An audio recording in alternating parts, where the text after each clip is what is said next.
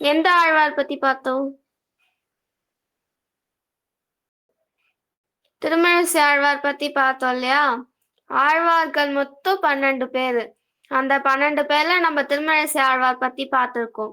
அந்த ஆழ்வார்கள்ல முதல்ல 3 ஆழ்வார் இருக்காங்க. அவங்க பேரு பொய்கை ஆழ்வார், பூதத்தாய் ஆழ்வார், பேயாழ்வார். அந்த 3 பேரை பத்தி தான் நம்ம இன்னைக்கு பார்க்க போறோம். இந்த 3 பேரை பத்தி இந்த கிளாஸ்ல நம்ம பார்க்கலாம். இந்த முதல்ல இருக்கக்கூடிய ஆழ்வார் யாருன்னா, அவர் பெருமானுடைய சங்கனுடைய அம்சம். பொய்கை ஆழ்வார். இவர் டியூஸ்டே செவ்வாய்க்கிழமை காஞ்சிபுரத்துல சொன்னவண்ண செய்த பெருமாள் அப்படின்னு ஒரு பெருமாள் கோவில் இருக்கு. அங்க இருக்கக்கூடிய குளத்துல பூலாம் இருக்கும். அந்த தாமரை பூல பிறந்தாரு. பொய்கை அப்படின்னா தாமரை பூ நிறைஞ்ச குளம் அப்படின்னு அர்த்தம். அந்த குளத்துல பிறந்தனால இவருக்கு பொய்கை ஆழ்வார் அப்படின்னு பேரு. இவர் செவ்வாய்க்கிழமையில பிறந்தாரு. அடுத்ததா பொய்கை ஆழ்வார், பூதத்தாழ்வார். இந்த பூதத்தாழ்வார் அப்படின்னா இவர் மகாபலிபுரத்துல அந்த ஸ்தலசைன பெருமாள் அப்படின்னு ஒரு கோவில் இருக்கு. அந்த பெருமாளுடைய சன்னதியில அவரு ஒரு செடி கீழே அவதரிச்சார். இந்த ஸ்தலசைன பெருமாள் அப்படின்னா ஒரு மகரிஷி இருந்தாராம். புண்டரீகாக்ஷன் அப்படின்ற ஒரு மகரிஷிக்கு ஒரு பெரிய தாமரைப்பூ கிடைச்சது.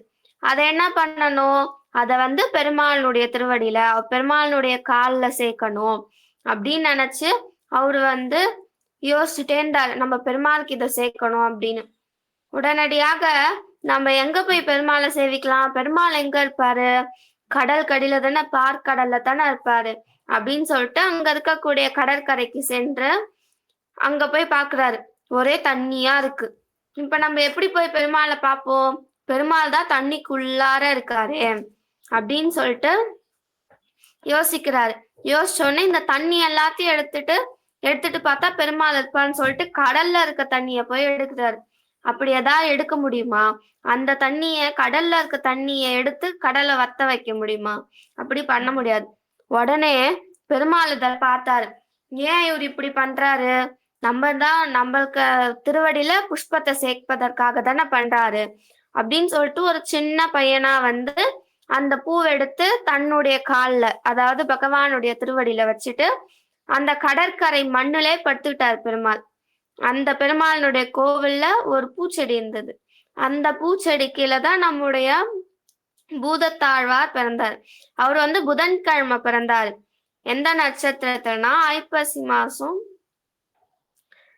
அவிட்ட நட்சத்திரத்துல பிறந்தார்.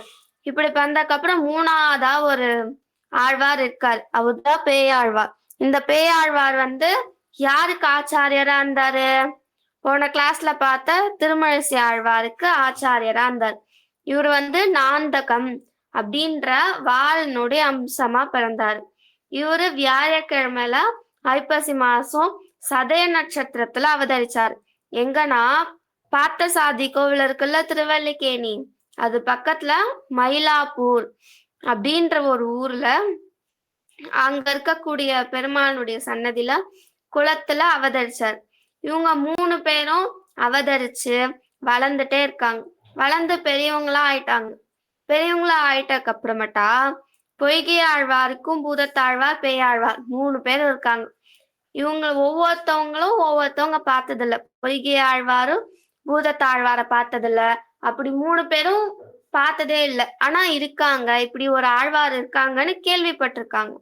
இவங்க 3 பேருமே என்ன பண்ணுவாங்கன்னா, நம்மள மாதிரிலாம் இல்லாம எப்பயுமே ஒவ்வொரு கோவிலுக்கும் போயிட்டு ஒவ்வொரு பெருமாளை பார்த்துட்டு அவங்கள பாடிக்கிட்டு அப்படிதான் இருப்பாங்க. ஒரு நாள் கூட சும்மாவே இருக்க மாட்டாங்க. டெய்லியும் பெருமாள் கோவிலுக்கு போவாங்க. அப்படி போயிட்டே இருப்பாங்க. ஒரு நாள் என்ன பண்றாங்கன்னா, எல்லாரும் ஒவ்வொரு திவ்ய தேசமா சேவிச்சுட்டு வராங்க. இதெல்லாம் பெருமாள் பார்த்தாங்க. இந்த பூமியில இருக்கவங்க எல்லாம் நம்ம கிட்ட வரவே மாட்டேங்கிறாங்க. எப்ப பார்த்தாலும் தியேட்டரு, பீச்சு, போனு இதேதான் பார்த்துட்டு இருக்காங்க. நம்ம கிட்ட எல்லாம் வர மாட்டேங்கிறாங்கன்னு எல்லா பெருமாளும் பேசிட்டு இருக்காங்க. எந்தெந்த பெருமாள்னா, ஸ்ரீரங்கத்துல இருக்க பெருமாள், திருப்பதியில இருக்க பெருமாள், திருவேங்கடமுடையானு, பார்த்தசாரதி, இவங்க எல்லாம் பேசிட்டு இருக்காங்க. இவங்களெல்லாம் நம்ம கிட்ட கூட்டு வரணும்னா இந்த ஆழ்வார்களை வச்சு அவங்க மூலமா பாசத்தை பாடனா அத கேட்டுட்டு மத்தவங்க எல்லாம் நம்ம கிட்ட வருவாங்க அப்படின்னு யோசிக்கிறாங்க. இந்த பொறுப்பை யார்கிட்ட கொடுக்குறாங்கன்னா, திருக்கோவிலூர்ல அழகா இருப்பாரு ஆயனார்னு. அந்த ஆயனார் கிட்ட கொடுத்துட்டாங்க. திருக்கோவிலூர் ஆயனார்கிட்ட கொடுத்துட்டாங்க. அவரு என்ன பண்றாருன்னா, அதாவது நம்முடைய சம்பிரதாயத்துல 4000 திவ்ய பிரபந்தம் நம்ம இப்ப டெய்லியும் சேவிக்கிறோம்ல, இந்த திருவாய்மொழி, பல்லாண்டு இதெல்லாம் 4000 திவ்ய பிரபந்தம். அதுக்கப்புறமேட்டா திவ்ய தேசம்லாம் இருக்குல்ல, ஆழ்வார்கள் பாடினாதான் அது திவ்ய தேசம். அதுவும் ஸ்டார்ட் பண்ணது யாருன்னா, நம்முடைய திருக்கோவிலூர்ல இருக்கக்கூடிய ஆயனார் தான். இப்படியெல்லாம் பண்றாங்க. பண்ணிட்டு இருக்கும்போது இந்த 3 பேரையும் ஒரே இடத்துல சேர்க்கணும் அப்படின்னு சொல்லிட்டு அந்த ஆயனார், திருக்கோவிலூர்ல இருக்கக்கூடிய ஆயனார் அவரும் ஆசைப்படுறாரு. ஒரு நாள் நைட்டு நல்லா மழை பெஞ்சிட்டு இருக்கு. அந்த மழையில செம்ம இருட்டா இருக்கு. இந்த பொய்கை ஆழ்வாரு ஒவ்வொரு திவ்ய தேசமா சேவிச்சுட்டு அந்த வழியா வராரு. பார்த்தா செம்ம மழை. அவருக்கு எங்க போறதுன்னே தெரியல. அந்த இடத்துல போய் நிக்கிறாரு. அப்போ அந்த இடத்துல ஒரு ஆசிரமம் இருக்கு. அந்த ஆசிரமத்துல ராஜகோபாலன் சன்னதி. அப்பெல்லாம் திருக்கோவலூர்ல இப்ப நம்ம போய் சேவிக்கிறோம்ல, பெரிய பெருமாள், உலகளந்த பெருமாள், பூங்கோவல் நாச்சியார். நான் கடைசியா கேட்பேன், இந்த பூங்கோவல் நாச்சியார் வந்து எந்த திவ்ய தேசத்துல இருக்காங்க? திருக்கோவலூர்ல தான் அவங்க இருக்காங்க. இன்னொன்னும் கேட்பேன், இந்த பொய்கை ஆழ்வார் என்னைக்கு பிறந்தாரு? செவ்வாய்க்கிழமை. பூதத்தாழ்வார் புதன்கிழமை. பேயாழ்வார் வியாழக்கிழமை அப்படின்னு நீங்க சொல்லணும். யார் யாரு எங்க என்னன்னைக்கு பிறந்தாங்க. அதுக்கப்புறமேட்டா பொய்கை ஆழ்வாருடைய நட்சத்திரம் என்ன? ஐப்பசி மாசம் திருவோண நட்சத்திரம். பூதத்தாழ்வாருடைய நட்சத்திரம் என்ன? ஐப்பசி மாசம் அவிட்ட நட்சத்திரம். பேயாழ்வாரனுடைய நட்சத்திரம் என்ன? ஐப்பசி மாசம் சதய நட்சத்திரம். இன்னைக்கு ஒவ்வொரு நாள் கழிச்சு அடுத்தடுத்த நாளே இந்த 3 பேருமே அவதரிச்சாங்க. இப்ப நம்ம எல்லாம் பிறக்கணும்னா எப்படி பிறப்போம்? அம்மா வயிற்றுல இருந்து 10 மாசம் கழிச்சு தானே பிறப்போம். ஆனா அவங்க எல்லாம் அப்படி பிறக்கல. தானா அப்படியே தோன்றினாங்க. பெருமாள் தான் அவதரிக்க வச்சாங்க. அப்படின்லாம் இந்த கொஸ்டின்லாம் நான் கடைசியா கேட்பேன். நீங்க எல்லாருமே சொல்லணும். இப்படியே அவங்க பொய்கை ஆழ்வார் தான் ஃபர்ஸ்ட் அந்த கோயிலுக்கு வரார். அந்த ராஜகோபாலன் சன்னதியில பார்த்துக்கிட்டு அந்த பெருமாளுக்கு திருவாராதனை பண்ணிட்டு, திருவாராதனைனா பகவானுக்கு ஒரு கிளாஸ்ல தண்ணி வச்சு பகவானுக்கு பிரசாதம் பண்ணிட்டு டெய்லியும் அந்த பெருமாளை பார்த்துட்டு வருது. அந்த மாதிரி ஒரு ரிஷி, மிருகண்டு மகரிஷி அப்படின்னு ஒரு ரிஷி அந்த பெருமாளுக்கு ராஜகோபாலன் சன்னதிக்கு டெய்லியும் அந்த பெருமாளுக்கு திருவாராதனைலாம் பண்ணிக்கிட்டு அவர் அங்க ஆசிரமம் வச்சு இருந்தாரு. இந்த பொய்கை ஆழ்வார் போகும்போது செம்ம மழை பெஞ்சுது. அந்த மழையில எங்க போறது? இருட்டாவும் இருந்தது. முன்னாடி யாரு இருக்கான்னு கூட தெரியல. என்ன பண்றதுன்னு தெரியாம அந்த ஆசிரமத்துல போய், சாமி நான் இந்த மாதிரி நான் பெருமாளை சேவிக்க வந்தேன். இந்த மழை பெய்யுது, எங்க போறதுன்னு தெரியல, இருட்டா இருக்கு, எனக்கு ஒதுங்க இடம் கிடைக்குமா அப்படின்னு கேட்டாங்க.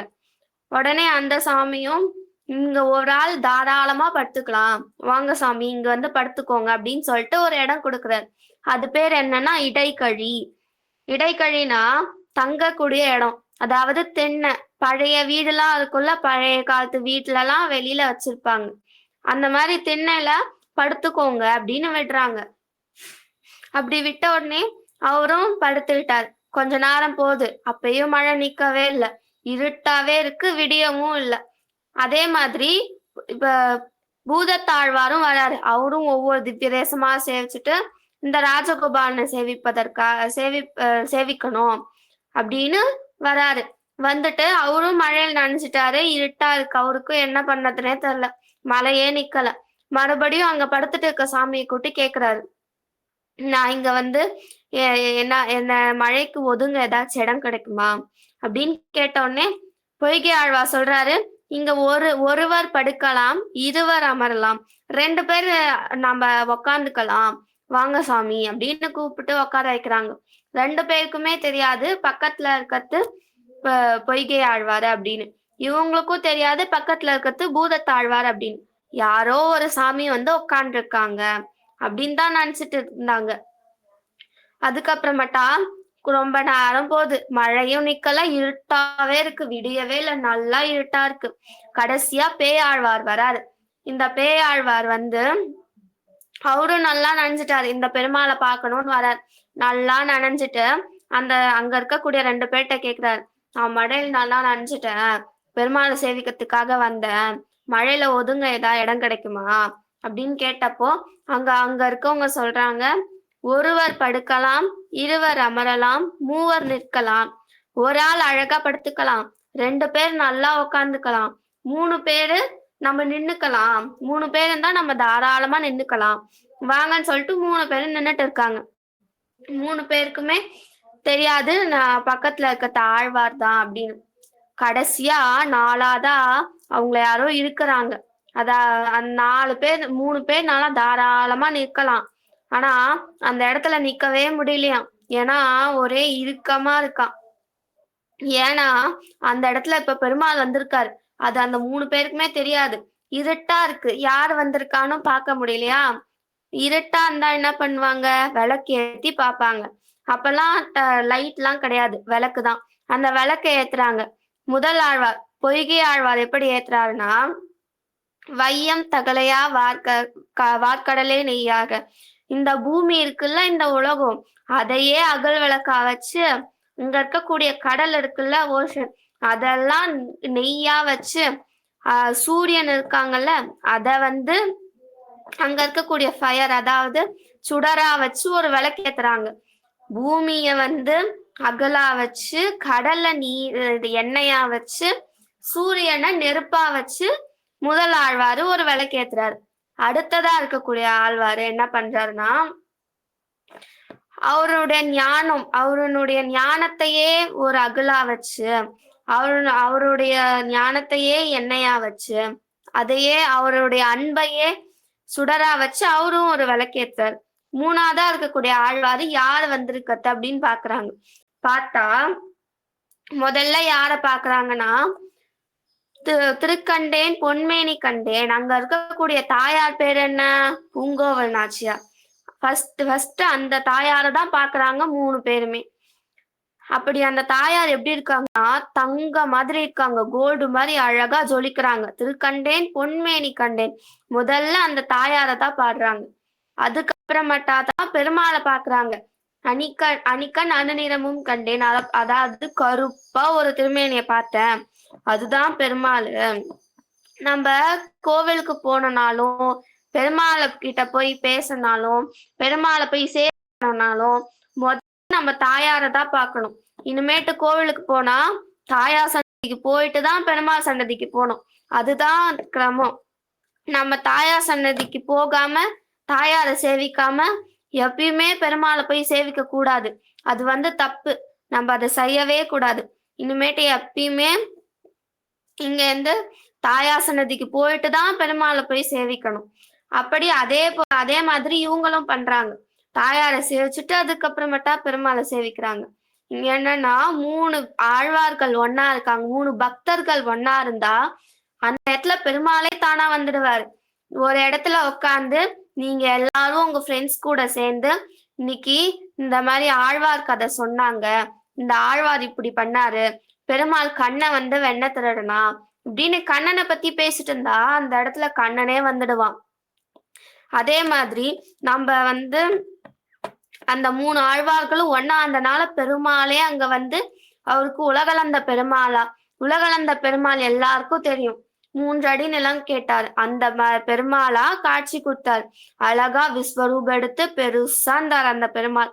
அந்த பெருமாளுடைய தாயார் பேரு பூங்கோவல் நாச்சியார், அவரு பேரு திருவிக்கிரமன். உற்சவர் பேரு ஆயனார், திருக்கோவலூர்ல இருக்கக்கூடிய ஆயனார். அந்த இடைகழி இருக்குல்ல, இடைகழி அந்த திண்ணை தான் நம்ம இன்னைக்கும் கோவிலா சேவிக்கிறோம். அந்த இடத்துலதான் பெருமாளும் இருக்காரு, சைட்ல ஆழ்வார்கள் இருப்பாங்க, எல்லாருமே இருப்பாங்க, தாயாரும் அங்கதான் இருப்பாங்க. இந்த மாதிரி இந்த இந்த 3 ஆழ்வார்களும் பாடத்து தான், இந்த 3 ஆழ்வார்களும் தான் ஃபர்ஸ்ட் ஸ்டார்டே பண்றாங்க. என்னன்னா நம்ம ஒவ்வொரு ஆழ்வாரும் பெருமாளை பார்த்து பெருமாள் இவ்வளவு அழகா இருக்காரேன்னு பாட்டு பாடுவாங்க. அப்படி பாட்டு ஆழ்வார்கள் பாட்டு பாடினாதான் அவங்க வந்து திவ்ய தேசத்து பெருமாள். அப்படி திவ்ய தேச பெருமாளை ஸ்டார்ட் பண்ணி நம்மளுக்கு முதல்ல திவ்ய தேச பெருமாளை கொடுத்ததும் இந்த முதலாழ்வார்கள் தான். இந்த அருளி செயல்கள் 4 திவ்ய பிரபந்தம் அப்படின்னு உங்க எல்லாருக்குமே தெரியும். அந்த 4 திவ்ய பிரபந்தத்தை ஸ்டார்ட் பண்ணது யாருன்னா இந்த முதல் ஆழ்வார்கள் 3 பேர் தான். இவங்க ஆளுக்கு 100 பாசுரம். முதல் திருவந்தாதி, 2ஆம் திருவந்தாதி, 3ஆம் திருவந்தாதின்னு ஆளுக்கு 100 பாசுரம், 100 பாசுரம் பாடியிருக்காங்க. இந்த 3 பேருமே முதல் ஆழ்வார்கள் 3 பேர். கொஸ்டின் கேட்கவா?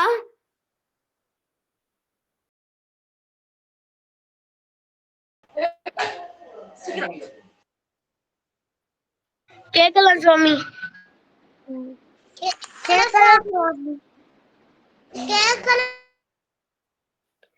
பேயாழ்வார் யாருனுடைய அம்சமா பிறந்தாரு? போன கிளாஸ்லயும் சொன்னேன், இந்த கிளாஸ்லயும் சொன்னேன். பார்த்தசாரதி.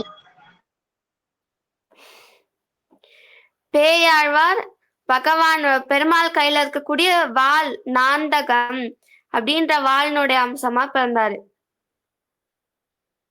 சரி, முதல்ல ஒரு ஆழ்வார் பேரு சொன்னல, முதல் ஆழ்வார் பேரு சொல்லுங்க. திருமிசை ஆழ்வார். திருமணத்தை ஆழ்வார். பொய்யாழ்வார். பூர்வத்தாழ்வார். சூப்பர். இவங்க தான் முதல் ஆழ்வார்கள்.